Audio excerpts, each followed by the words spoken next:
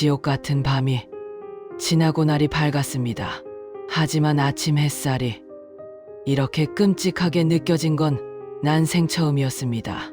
남동생은 차가 폐차될 정도로 굴러서 중환자실에 실려갔습니다. 의사 말로는 오늘 밤을 넘기기 힘들다고 하더군요. 더 무서운 건 집에 있는 여동생이었습니다. 새벽에 생고기를 뜯어먹던 그 아이는 방문을 걸어 잠그고 나오지 않았습니다. 문 너머에서는 스삭 스삭 손톱으로 벽지를 긁는 소리와 함께 짐승이 그르렁거리는 소리만 들려왔습니다. 꺼내줘. 배고파. 뜨거워. 도저히 제정신으로 집에 있을 수가 없었습니다.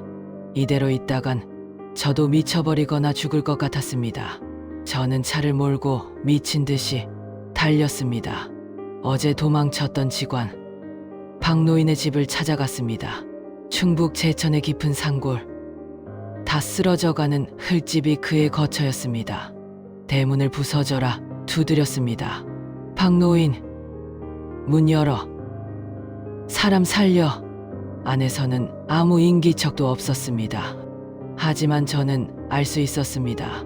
문틈으로 향 냄새가 진동을 하고 낮고 빠른 독경 소리가 들려오고 있었으니까요.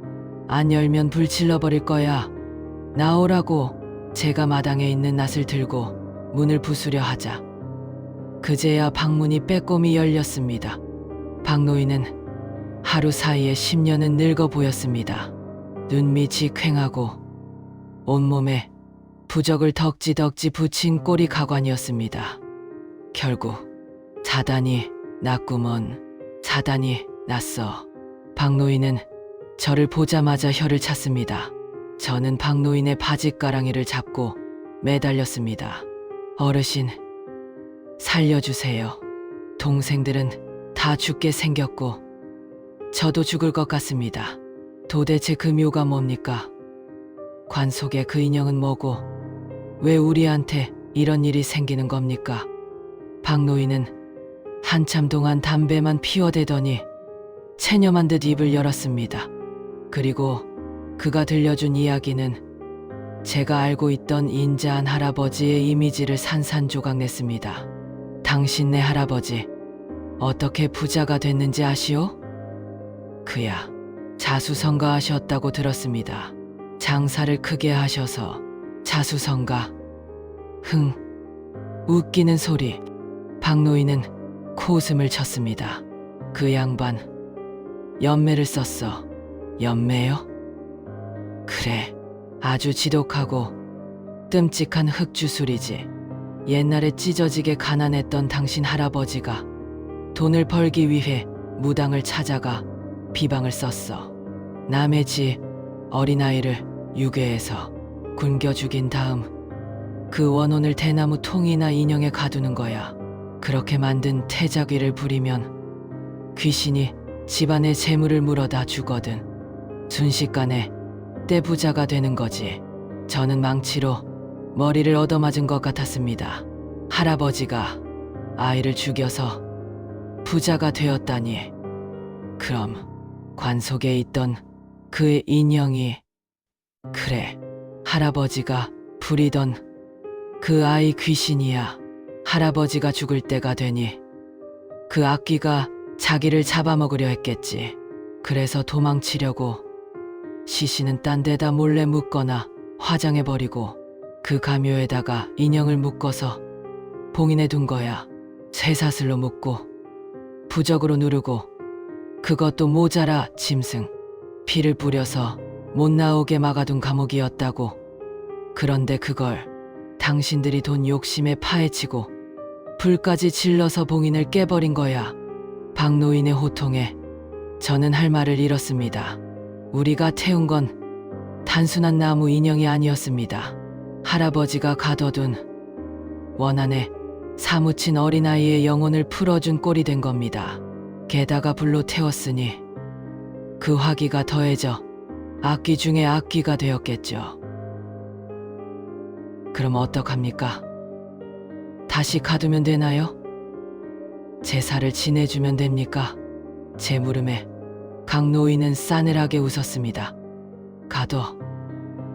이미 풀려난 호랑이를 무슨 수로 다시 가둬. 제사. 내 배 갈라 죽인 원수 핏줄이 차려주는 밥을 그 귀신이 먹겠어? 그 귀신은 지금 배가 고파 수십 년 동안 굶었으니까 할아버지 핏줄을 다 잡아먹기 전까진 절대 안 멈출 거야. 동생들 다음은 당신 차례야. 그때였습니다. 박노인의 집 안신당에 모셔둔 촛불이 파밭 하고 꺼졌습니다. 대낮인데도 밖이 갑자기 어두컴컴해지더니 마당에 있던 장독대, 항아리 뚜껑들이 덜그럭 소리를 내며 흔들리기 시작했습니다. 바람 한 점 없는 날인데 말이죠. 박노인의 안색이 흙빛으로 변했습니다. 왔어. 벌써 여기까지 따라왔어. 네. 누가요? 당신 동생 몸에 있던 놈이 당신 냄새를 맡고 여기까지 온 거야. 당장 나가. 내 집까지 망하게 할 셈이야? 박노인은 소금을 한 바가지 퍼서 저에게 뿌려댔습니다. 나가. 썩 꺼져. 저는 쫓겨나듯 대문 밖으로 밀려났습니다. 쾅 하고 문이 닫히고 안에서는 비명 같은 독경 소리가 들려왔습니다. 차에 타려고 뒤를 돌았는데 제 차 보니 뒤에 까마귀 한 마리가 앉아 있었습니다. 그런데 그 까마귀가 죽은 쥐를 입에 물고 저를 빤히 쳐다보더군요. 그 눈빛, 관속 인형의 눈빛과 똑같았습니다. 그리고 제 귓가에, 아니 머릿속에 여동생의 목소리가 들려왔습니다. 오빠, 어디 갔어? 나 배고파. 숨바꼭질할까? 도망칠 곳이 없었습니다. 집으로 가면 죽습니다. 그렇다고 밖으로 돌아다니면 저 때문에 죄 없는 사람들이 다칠 수도 있습니다. 그 순간 박노인이 문을 닫기 직전에 던진 한마디가 떠올랐습니다. 살고 싶으면 원래 있던 자리로 돌려놔야 해. 결자해지. 묶은 자가 풀어야지. 그 흉물스러운 묘 구덩이. 거기가 유일한 답이야. 원래 있던 자리. 할아버지의 가묘. 그 산으로 다시 돌아가야 한다는 말이었습니다. 지금 그곳은 파헤쳐져서 엉망이 되었을 텐데 거기로 가서 도대체 무엇을 하라는 걸까요? 하지만 선택의 여지가 없었습니다. 동생들을 살리기 위해, 그리고 제가 살기 위해 저는 다시 그 저주받은 산으로 차를 돌렸습니다. 해가 지고 있었습니다. 개와 늑대의 시간, 귀신이 활동하기 가장 좋은 시간이 다가오고 있었습니다. 과연 저는 오늘 밤 그 산에서 악기와 단판을 지을 수 있을까요? 아니면 저 역시 그 구덩이 속에 묻히게 될까요? 이제 피할 수 없는 마지막 대결이 기다리고 있습니다. 다음 편에서 이 지독한 저주의 결말을 확인해 주십시오.